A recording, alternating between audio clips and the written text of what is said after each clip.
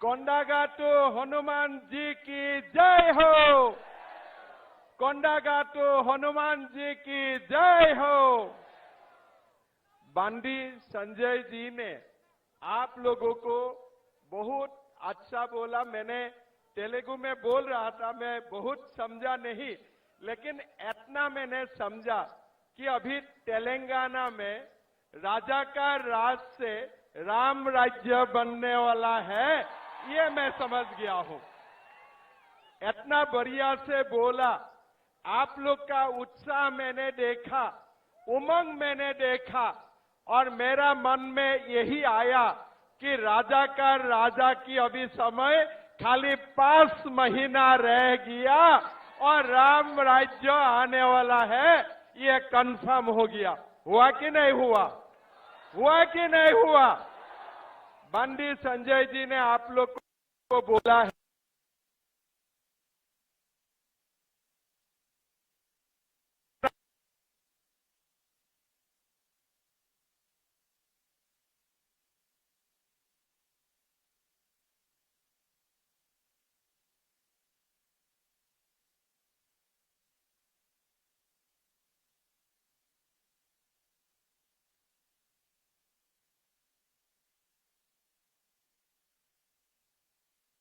जैसा नेता, नरेंद्र मोदी जैसा प्रधानमंत्री, आज हमें तेलंगाना में राम राज्य बनाना है और यही हमारा लक्ष्य है।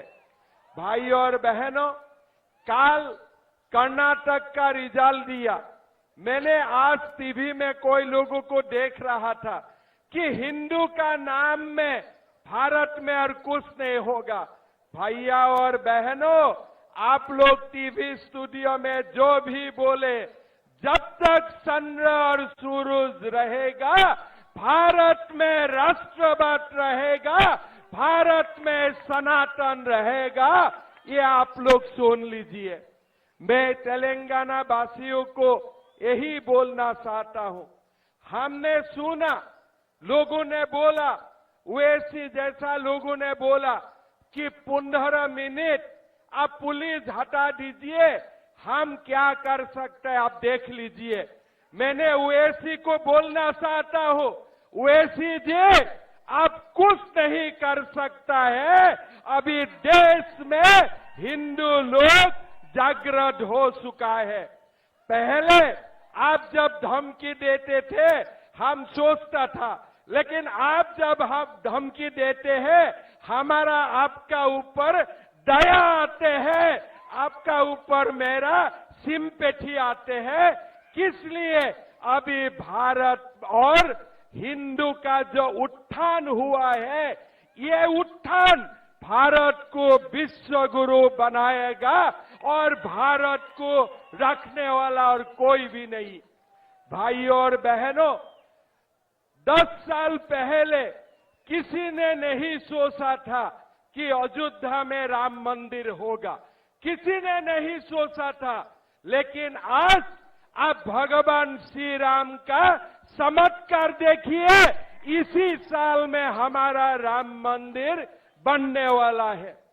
किसी ने नहीं सोचा था कि जम्मू कश्मीर से 370 धारा कभी हटेगा, किसी ने नहीं सोचा था।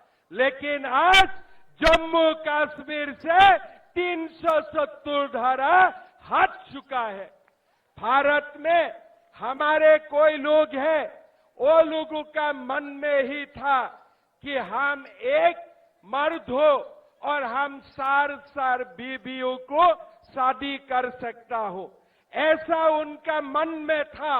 लेकिन मैं बोलने वाला हूं कि ये 4 शादी भी आप आगे नहीं कर सकेगा। वो दिन भी खत्म होने वाला है, वो दिन भी और ज्यादा दिन नहीं रहेगा। भारत में यूनिफॉर्म सिविल कोड भी आने वाला है और भारत में हमारे देश को एक सच्चा सेकुलर राष्ट्र बनाने का समय भी आ चुका है। भाई और बहनों, आप लोग एक बात सोच के रखिए, कि हमारे तेलंगाना में आज तक जो हुआ वो हमें बदलना है और हमें एक नया सिविलाइजेशन, हिंदू सिविलाइजेशन का ऊपर हमें तेलंगाना में राम राज्य बनाना है। भाई और बहनों, मैं यहां आया, मुझको किसी ने पूछा कि असम में डीजल का दाम कितना है, 1 लीटर डीजल का दाम कितना है। मैंने बोला मेरा असम में 1 लीटर डीजल का दाम 97 रुपीस है। तो किसी ने बोला तेलंगाना में 1 लीटर डीजल का दाम 107 रुपीस होता है। असम छोटा प्रदेश है, तेलंगाना बहुत बड़ा प्रदेश है, लेकिन तेलंगाना सरकार ने आज हमें इकोनॉमी में हिसाब से भी हमें एक्सप्लॉइटेशन कर रहा है। किसी ने मुझको पूछा असम में कर्मचारी का दरमाहा कौन सा दिन होता है। मैंने बोला 1 तारीख में होता है, लेकिन हमारे तेलंगाना में सरकारी कर्मचारी का दरमाहा तनख्वाह 10 तारीख में होता है। किसी ने मुझको पूछा भाई साहब 2 साल में आपने सरकारी नौकरी कितना दिया। मैंने बोला कि मैंने लास्ट ईयर 50,000 लोगों को नौकरी दिया और आगे वाला 7 दिन का बाद मैंने और 50,000 लोगों को नौकरी देने वाला हूं। टीवी में आप लोग भी देखिए, अमित शाह जी असम जाने वाला है और एक ही दिन में एक ही मन से 50,000 लोगों को नौकरी देने का काम करेगा। लेकिन आज ये तेलंगाना सरकार का 10 साल हो गया, कम से कम 10 लाख लोगों को नौकरी मिलना चाहिए था। 50,000 लोगों को भी अभी तक नौकरी नहीं मिला है। आप देखिए इकोनॉमी में, डेवलपमेंट में या हमारे सभ्यता संस्कृति का रक्षा में कोई काम में आज तेलंगाना सरकार आगे नहीं बढ़ा है। आज तो तेलंगाना सरकार का नाम कोई गलत कारण में पूरा दिल्ली में पब्लिसिटी हो गया कि तेलंगाना सरकार का बड़ा बड़ा नेता दिल्ली जाके दारू का, लीकर का स्कैम भी करता है। आप सोच सकता है भारत का तेलंगाना का लोग जाके तेलंगाना का मान बढ़ाना है, सम्मान बढ़ाना है दिल्ली जाके, लेकिन दिल्ली जाके लीकर स्कैम कर रहा है और कुछ नहीं कर रहा है। भाइयों और बहनों, आज आप लोगों को एक बात समझना चाहिए, ये MIM और ये TRS BRS पार्टी एक जैसा है, उनमें कोई पार्थक्य नहीं है। TRS केसीआर साहब ने BRS बनाया और अभी तेलंगाना का पब्लिक ने ये BRS को VRS दे देगा, वॉलंटरी रिटायरमेंट दे देगा सरकार से, ये मेरा विश्वास है। भाइयों और बहनों, हमें ये 5 महीना हमारे सभ्यता के लिए, हमारा संस्कृति के लिए और हमारा तेलंगाना के लिए देना है। बंडी संजय जैसा नेता आज हमारा पास उपलब्ध है। आज हमें बंडी संजय जैसा नेता मिला हो।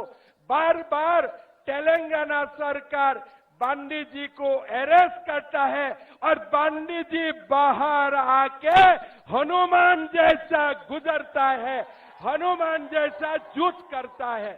जैसे हनुमान जी को रावण में जेल में रखने में कभी भी सक्सेस नहीं होता था, ऐसे भी हमारे तेलंगाना सरकार बंडी संजय जी को जेल में नहीं रख सकता है। और बंडी संजय जी ने हनुमान जी ने जैसे राम राज्य का प्रतिष्ठा किया था, बंडी संजय जी ने भी तेलंगाना में राम राज्य का प्रतिष्ठा करेगा, ये हमारा विश्वास है। भाई और बहनों, आप लोगों को मैं आज देखते हुए मेरा मन में ऐसा है, अगर भारत का हर जिला में करीमनगर जैसा हिंदू का बीच में एकता होगा तो ये हमारा भारत विश्व गुरु बनेगा, इसमें कोई संदेह नहीं है। आज करीमनगर आके मैंने सीखा, 2011 सन से आपने हिंदू का एकता के लिए काम किया। हिंदू एकता किसी धर्म का विरोधी नहीं है। भारत में जब तक हिंदू रहेगा, देश कुशल मंगल रहेगा, ये मैं विश्वास करता हूं। आज आप पाकिस्तान का हालत देखिए, आज आप दूसरा प्रदेश का हालत देखिए और भारत का आपने खुशहाली देखिए। आज भारत का भागदौड़ हिंदू का हाथ में है।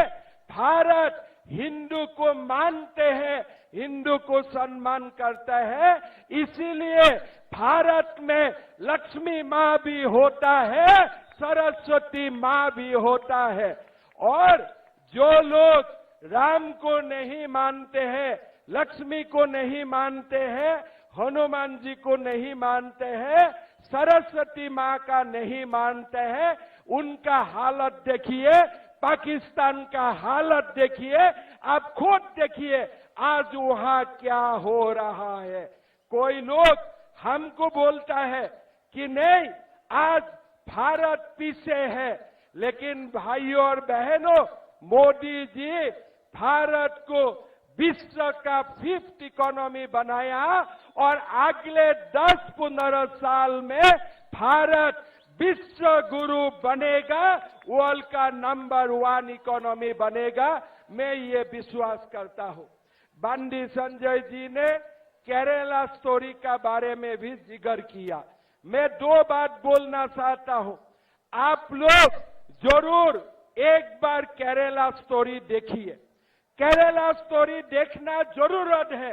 कैसे आज हमारा हिंदू का बच्चियों को कैसे टेररिस्ट बनाने का षड्यंत्र चल रहा है, ये केरला स्टोरी ने एक्सपोज किया। जब केरला स्टोरी सिनेमा हमारे हॉल में आया, हमारा सेकुलर लोग बोलने लगा कि ये झूठ है, झूठ है।